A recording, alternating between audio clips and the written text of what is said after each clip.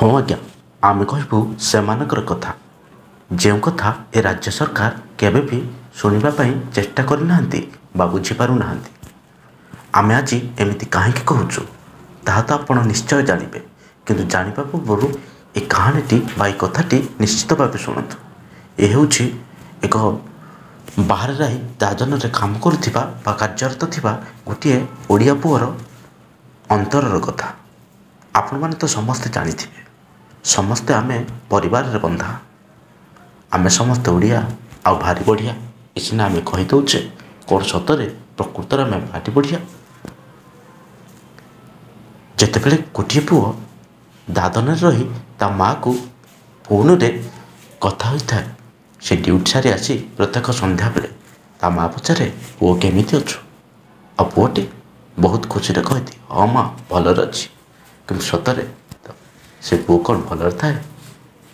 ଯେତେବେଳେ ନିଜ ଜନ୍ମ କଲା ମାଆକୁ ଛାଡ଼ି, ଆଉ ନିଜ ଭିଟାମାଟି ଆଉ ନିଜ ଜନ୍ମସ୍ଥାନକୁ ଛାଡ଼ି ସୁଦୂର ଦାଦନ ଖଟିବାକୁ ଯାଇଛି, ସେ କେତେ ଭଲରେ ଥିବ ତାହା ତ ସେ ପୁଅ ହିଁ ନିଶ୍ଚୟ ଜାଣିଥିବ।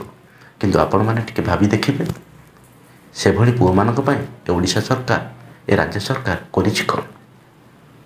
ଗୋଟେ 23 ବର୍ଷ ଶାସିତ ସରକାର, ଗୋଟେ 25 ବର୍ଷର ସ୍ଥିର ସରକାର କିଛି ବି କରିପାରିଲାନି ଆଜି ଯାଏ। ଆଉ 100 ବର୍ଷ ଶାସନ କଲେ ସେ କ'ଣ ବା କରିବ, ସେ ସରକାର ହିଁ ତ କହିବେ। କିନ୍ତୁ ମୁଁ ଏ ସରକାରକୁ ରିକ୍ୱେଷ୍ଟ କରୁଛି ଯେ ଆପଣମାନେ ଗରିବ ଅଭାବୀ ପରିବାରଙ୍କ ପାଇଁ କିଛି ବି କରନ୍ତୁ। ଧନୀ ତ ଧନୀ ହେଉଛି, ଆଉ ଗରିବ ଦିନକୁ ଦିନ ତଳକୁ ଖସୁଛି। ଏମିତି କାହିଁକି? କ'ଣ ଉଣାଯାଉଛି?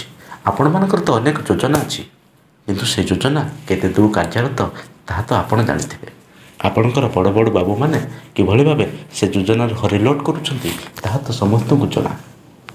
ଏସବୁ ପରିସ୍ଥିତିରେ ଆଜି ଓଡ଼ିଶା ଗତି କରୁଛି। ଓଡ଼ିଶା ଯେଉଁ ଆପଣମାନେ ନିଜ ମାନସ କଳ୍ପନାରେ ବ୍ଲୁପ୍ରିଣ୍ଟ ପ୍ରସ୍ତୁତ କରୁଛନ୍ତି, ତାହା ଯଦି ତୃଣମୂଳ ସ୍ତରରେ କାର୍ଯ୍ୟକାରୀ ହୁଅନ୍ତା ସଠିକ୍ ରୂପେ, ତ ଓଡ଼ିଶାର ଭାଗ୍ୟ ନିଶ୍ଚିତ ଭାବେ ପରିବର୍ତ୍ତନ ହୁଅନ୍ତା। କିନ୍ତୁ ଭୁଲ ରହୁଛି କେଉଁଠି? ଏ କୁଜି ନେତାମାନଙ୍କୁ ନେଇ, ଗାଁ ଟାଉଟରମାନଙ୍କୁ ନେଇ ଏଠି ରାଜନୀତି କରିବାଟା ଆପଣମାନଙ୍କୁ ଦିନେ ମହଙ୍ଗା ପଡ଼ିଯିବ। ମୁଁ ଆଶା କରୁଛି ଯଦି ଭିଡ଼ିଓଟି ଭଲ ଲାଗିଥିବ ନିଶ୍ଚିତ ଭାବେ ଲାଇକ୍ କରିବେ।